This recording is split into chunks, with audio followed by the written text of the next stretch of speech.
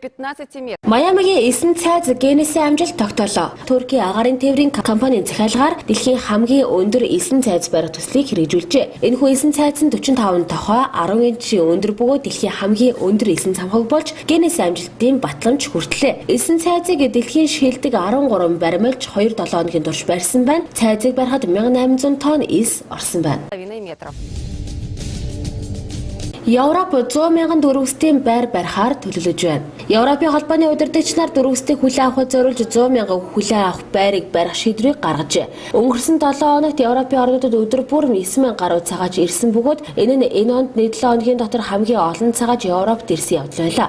Европын холбооны удирдагч нарын гаргасан шийдвэрийн дагуу Грек улс энэ оны сүүл гэхэд 30 мянган дөрвөгчийг хүлээн авах төвүүдийг нэхэр болсон байна. Түүнчлэн нэгдсэн үндэсний байгууллагын дөрвөстийн агентлаг энэ оны сүүл гэхэд дөрвөстийг хүлээн авахд зориулж 20 мянган хүлээн авах төвийг барихаар төлөвлөжээ. Түүнчлэн Герман, Скандинавын орнууд руу явахыг зорж байгаа дөрвөстийн хамгийн гол дамжин өнгөрцөг болох Балканы орнуудад 50 мянган хүлээн авах байрыг барих юм а. Энэхүү гэрээ хилцээрийн хүрээнд Европын холбооны удирдагч нар олон мянган дөрвөгчтэй тэмцэж байгаа Словен улс руу 400 цагдаагийн албан хаагчийг илгээх, цагаач дөрвөгчдийг бусад улсууд руу илгээх эрх бүхий ажилтнуудтай уулзах зэрэг хэд хэдэн асуудлаар зөвшөөрсөн байна. Балканы чиглэлийн даавуух жижиг орнууд ч дөрвөстийг хүлээн авахд нөөц бололцоогоо бүр ашиглана хэмээн хэлсэн юм а. Өнгөр улс, Серб болон Хорват улсуудтай хилдэг хилээ хаасны улмаас дөрвөстэй өмнө томоохон саад болсон юм. Европын холбооны удирдлагыг яриа хэлцээр хийхээс өмнө Хорватын ерөнхий сайд Сара Миланович дөрвөстийг нээлттэй хүлээн авахар болсон тухайгаар зарлажээ.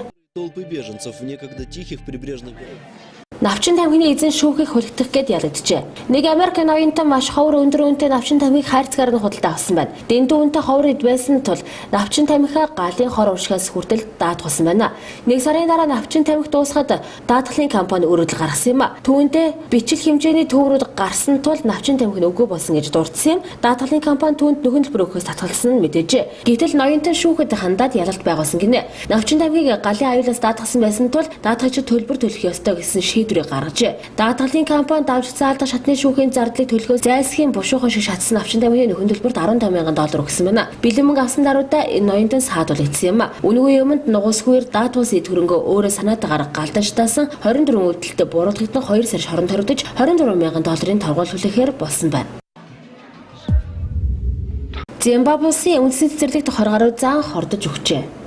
Зимбабwe улсын Хвангийн үндэсний цэцэрлэгт 20 гаруй тонны заан цианидын хоронд хордож өгсөн тухай хүрээлэнгийнхэн болон холбооны халбаны хүмүүс мэдээсэн юм а. Ийн Өмнөд Африкийн хордож өгсөн зааны тоо энэ сард л гэхэд 62 төрж байгаа харамсалтай мэт байгаа юм а. Хордсон заануудыг даваа гарагт хүрээлэнгийн Синаматилагийн ойролцоогоос олсон бөгөөд хулгайнчид заануудыг цианидээр хордуулад 3 зааны соёог авч явсан байжээ. Хүрээлэнгийн ажилтнууд заан болон бусад амьтдыг хордуулах хэрэг аюулын хэмжээнд хүрээд байгаа талаар хэлж байгаа юм. 10 сард хүрээлэнгээс энэ төрлийн 3 хэргийг мэдүүлсэн ба 40 зааныг цианидээр хордуулсан байжээ. Тэдгээрээс 3 нь Карибагийн ойролцоо олдсон бол үлдсэн заа нь Хвангийн хүрээлэнгийн заанууд байсан юм а. 2013 онд тус хүрээлэнгийн 200 гаруй зааныг цианидээр хордуулсан байна. Энэ төрлийн хэрэгээс үржилсэн сэргийлэхийн тулд үнэрч нохоо болон дрон төхөөрөмжийг ашиглахаар болсон юм. Даваа гарагт хийсэн мэдээлэлээр Хараарэ олон улсын нисэх буудлаас 173 кг зааны соёог хурааж авсан ба нийт өртгөн 43257 үнэтэй байсан юм а. Уг хэрэгтээ Зимбабвегийн 3 иргэн Малайз гаралтай нэг этгээдэг баривчилсан ба зааны соёог Сингапур улс руу